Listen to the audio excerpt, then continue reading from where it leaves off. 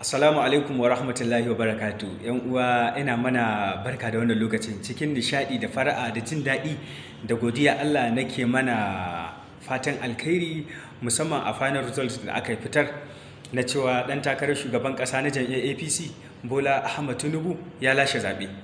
‘Yan uwa mu zo mu rufe baya mu goya mishi baya mu mishi fatan alkhairi. Kamar yadda muke cewa Allah ya zaɓa mana shugabanni na gari, duk da cewa dai wa'anda muke ganin sun cancanta ba su suka samu ba, to mu gode ma Allah mu ɗauka wannan shine zaɓin Allah. Hakan zai taimaka mana wurin ganin ayyukan da zai yi mana ya zo a sauƙaƙe. Duka mummunan fahimta da mummunan fata mu daina shi.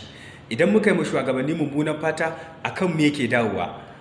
Don haka ƙarin masa kyakkyawan zato shine abin da ya dace.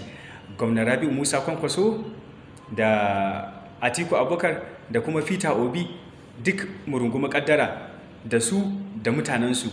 Wannan kuma mu rufa mishi baya, Ubangiji Allah ya sa ya zame mana alkhairi. Alhamdulillah, alhamdulillah, alhamdulillah. Allah mun gode da wannan zaɓin. Wassalamu alaikum wa rahmatullahi wa barakatuh.